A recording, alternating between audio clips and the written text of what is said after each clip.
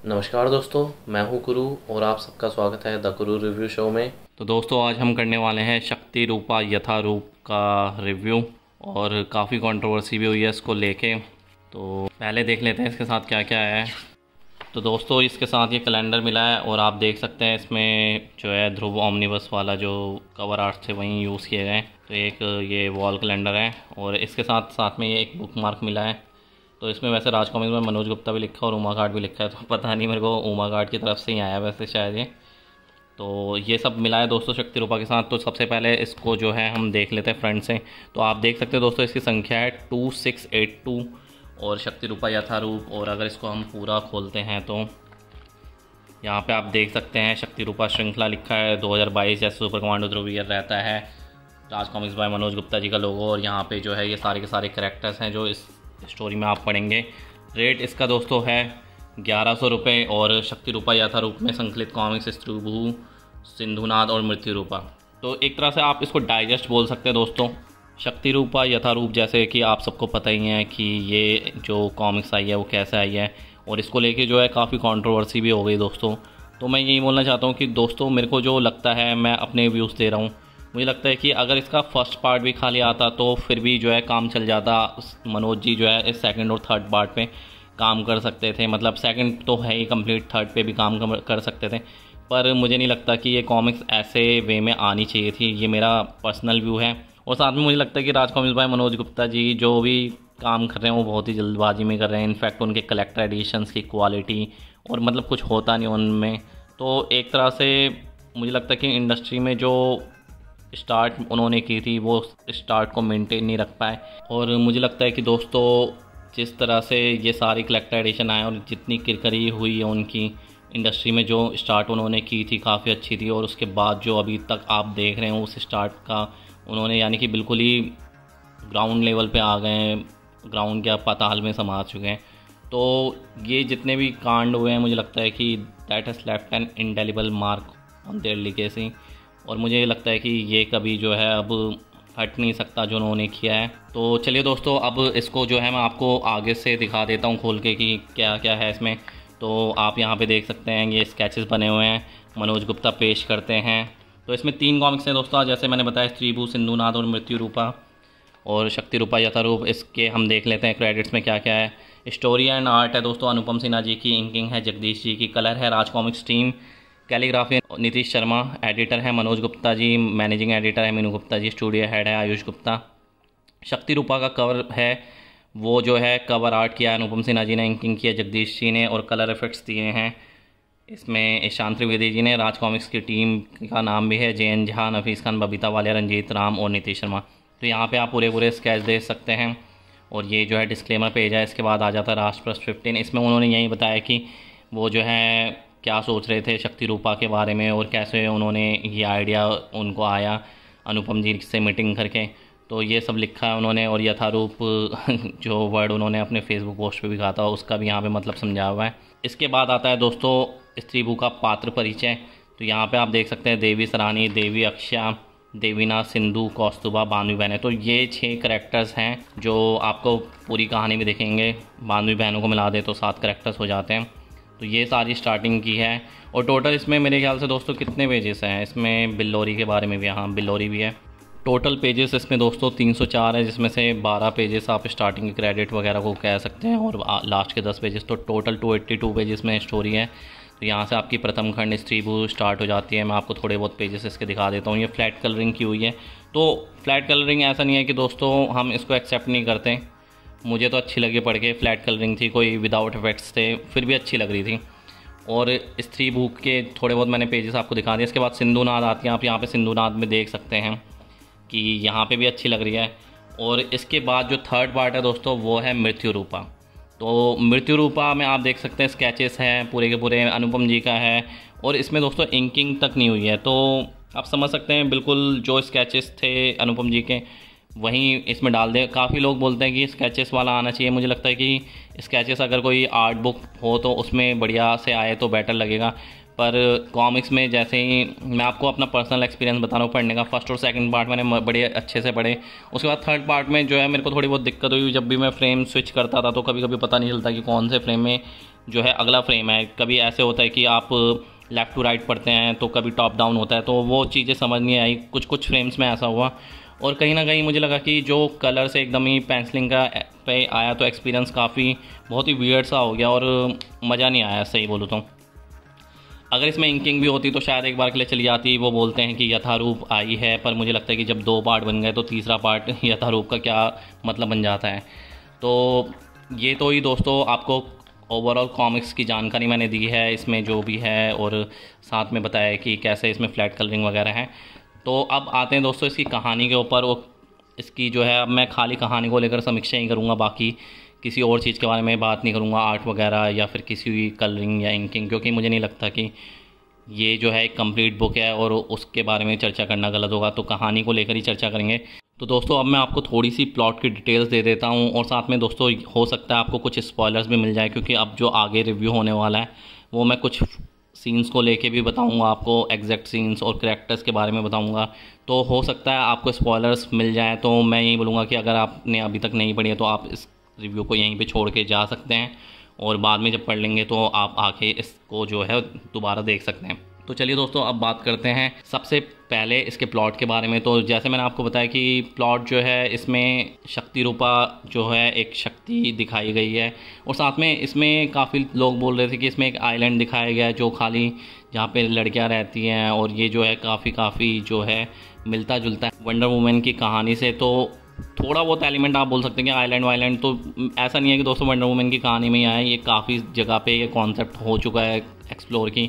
एक आइलैंड होता है जो पूरी दुनिया से बचा हुआ होता है। ऐसे काफ़ी सारी आपने मूवीज़ देखी होंगी, हॉलीवुड में भी देखी होंगी, बॉलीवुड में भी देखी होंगी, खजाने की तलाश वगैरह चलती रहती है, ऐसे कई सारी मूवीज़ प्लॉट में। तो खैर उन डिटेल्स में नहीं जाते।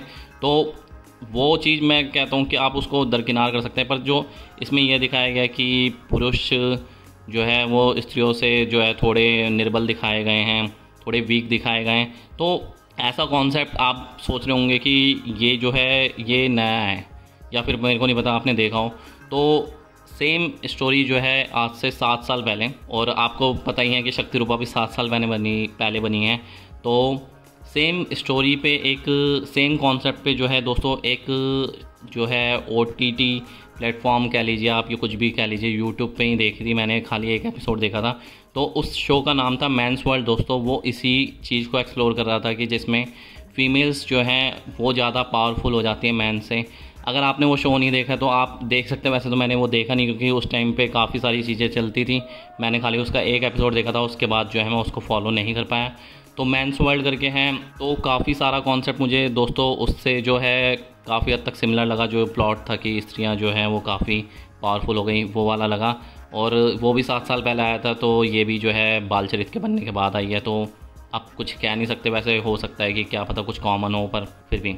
इसके बाद दोस्तों अब बात करते हैं स्त्री भू की, जो सबसे पहली कॉमिक्स है। स्त्री भू में काफ़ी सारे इवेंट्स हुए दोस्तों, और स्त्री भू आपकी वहीं से स्टार्ट होती है जहाँ से आपकी बाल चरित ख़त्म होती हैं। तो सबसे पहली बात तो ये है कि दोस्तों स्त्री भू में जो काफ़ी इवेंट्स हैं, अब मैं तीनों कॉमिक्सों को मिला के बता रहा हूँ, वो अगर आप तीनों कॉमिक्सों को इंक्लूड करके देखेंगे ना, तो स्त्री भू में जो इवेंट्स हुए हैं, थोड़े बहुत इवेंट्स, मुझे लगता है कि वो काफ़ी ज़्यादा खींच दिए गए हैं।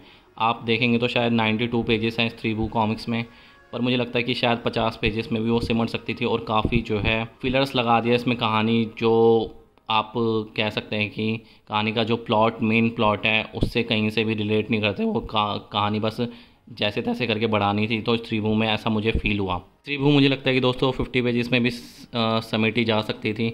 और इसके बाद दोस्तों जो दूसरी कॉमिक्स है वो है सिंधुनाथ। सिंधुनाथ मुझे काफ़ी अच्छी लगी और काफ़ी सही पेस पकड़ी रही इस पूरी कॉमिक्स में।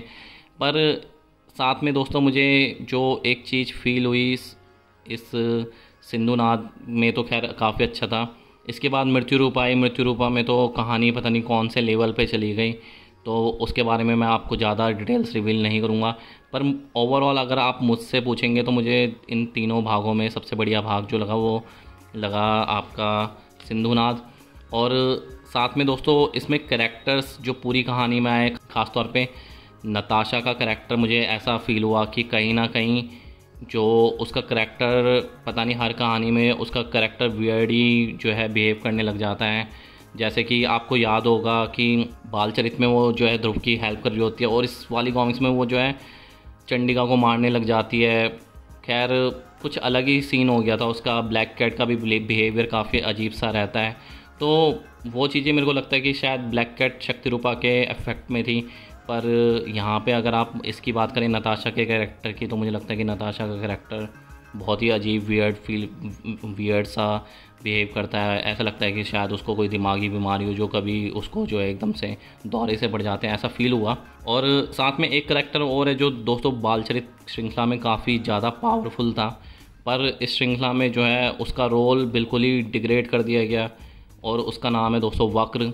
तो वक्र काफ़ी अच्छा करैक्टर था बालचरित में। याद होगा आपको कि वो जो है ध्रुव को भी तारे दिखा देता है और ध्रुव मरने वाला होता है बालचरित में, जैसा आपको पता होगा। तो इस सीरीज़ में जो दिखाया गया है, तो मुझे लगा कि कहीं ना कहीं जब पहला अटैक होता है, आपको पता ही होगा पुलिस स्टेशन में, अगर आपने पढ़ लिया तो वहाँ पे कहीं ना कहीं वक्र काफ़ी वीक दिखाया गया है। और ऐसा मुझे जो है आपको याद होगा दोषपूर्ण कॉमिक्स आई थी, उसमें भी जो है अवधूत का करैक्टर एकदम से डिग्रेड कर दिया गया था।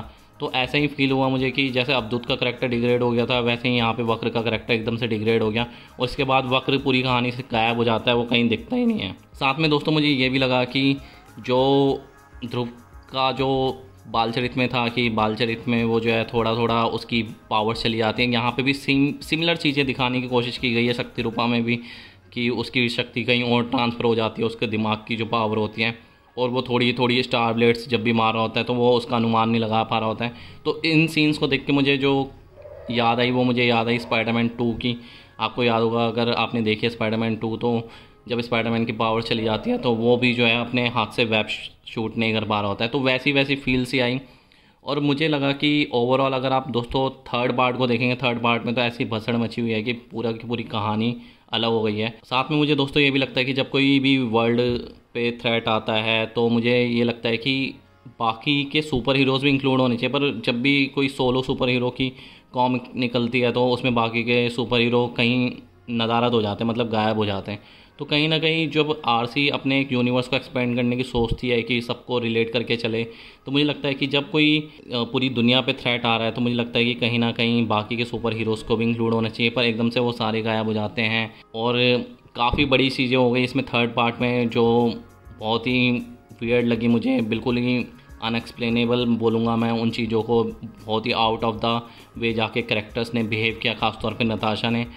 और साथ में दोस्तों मेरे को ये भी लगता है कि जो इसकी एंडिंग थी ना, वो बहुत ही अब्रप्ट थी, बहुत ही एकदम से ख़त्म कर दी। मतलब आप देखिए, जब आपने अगर ड्रैगन बॉल जी सागा फॉलो की होगी तो आपको याद होगा वो मांगा पे चलती है, तो उसमें 40-40 एपिसोड तक गोकू फ्रीज़र से फ़ाइट लेता रहता है, कभी सेल से फ़ाइट लेता है, तो वो सब होता है। तो मज़ा आता है उन चीज़ों में कि हाँ भाई जो विलन है वो काफ़ी पावरफुल है।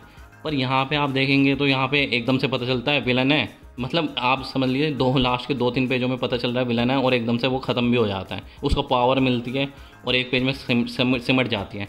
सेम चीज़ आपको आखिरी में भी फील होगी जब परमाणु मर जाता है उसमें। अगर आपने नहीं पढ़ी है तो सॉरी, उसका भी आपको स्पॉइलर मिल गया।